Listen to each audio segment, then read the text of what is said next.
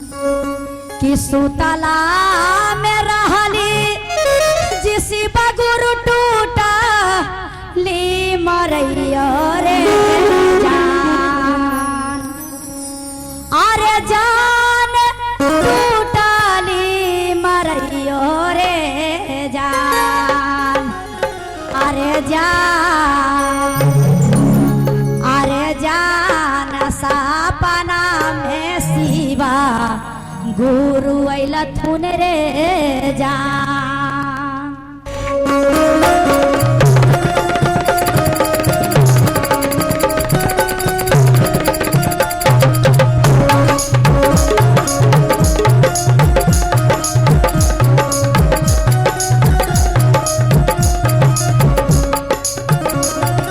सुतला में रहली जिसी बगुर टूटली मरैया रे जान,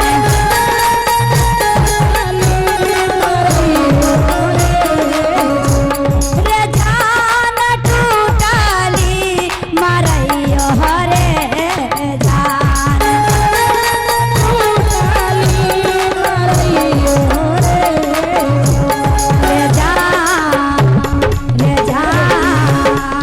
रे जान सपना में शिवा गुरु अइला थुन रे जान, रे जान सपना में शिवा गुरु अइला थुन रे जान।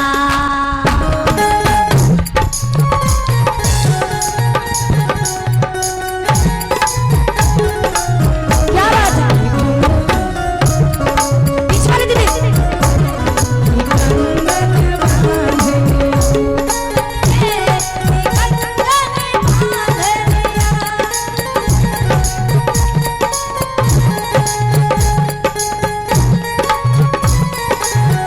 अरे जिया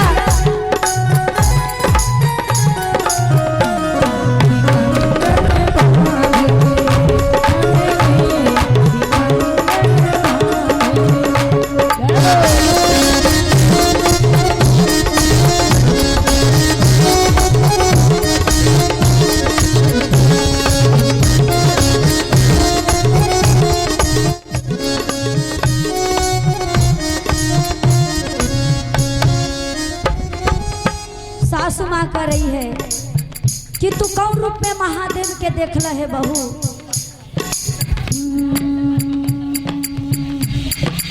सिरावा में शोभै जी सासू पारे बारे जटवा रे जान,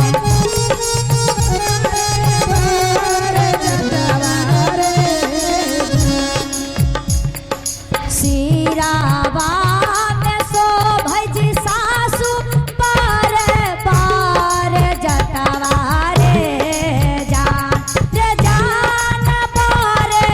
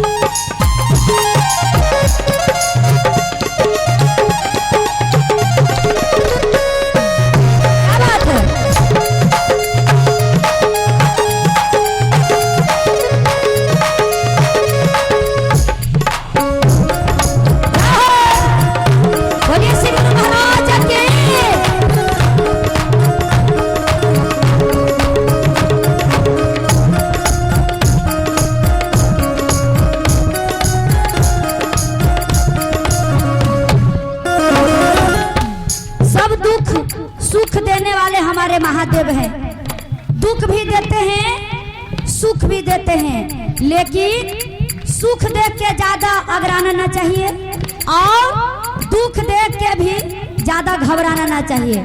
कम से कम तो संतोष सबूरी करके रहिए दीदी, है ना। आइए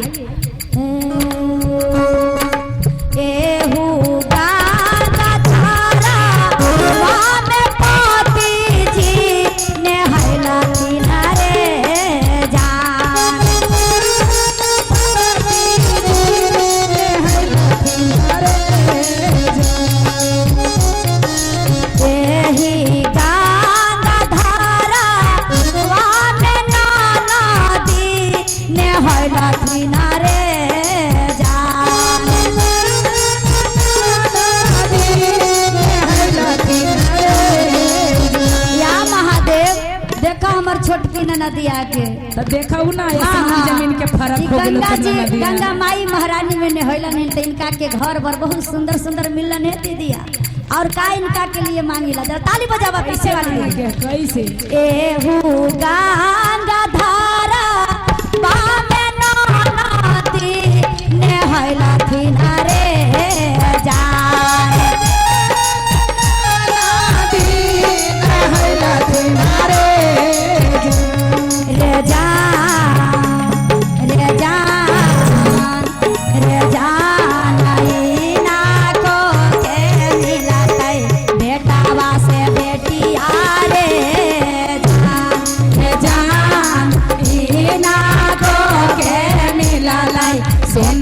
सजनवा रे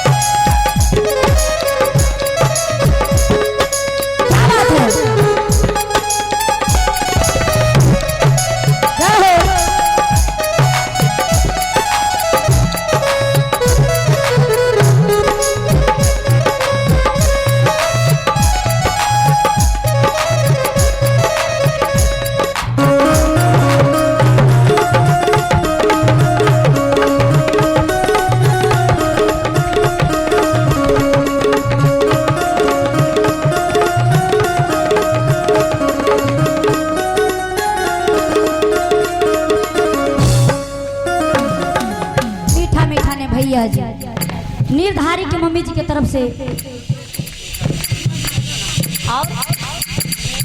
नेमधारी अच्छा रास्तमपुर के रहने वाले की तरफ से बहुत बहुत का आशीर्वाद है। हाँ, और इधर हमारे दीदी की तरफ से बहुत बहुत का आशीर्वाद है। बाबा के दरबार में, माई के दरबार में तो माता रानी सबसे सबके जय जयकार रखेंगे और सभी परिवार खुशहाल रखेंगे और बाबा भोलेनाथ सभी को भरल भंडार रखेंगे। और का कहानी महादेव के दरबार में ये हो गंगा धारा कांचन रानी नहैली रे रे जा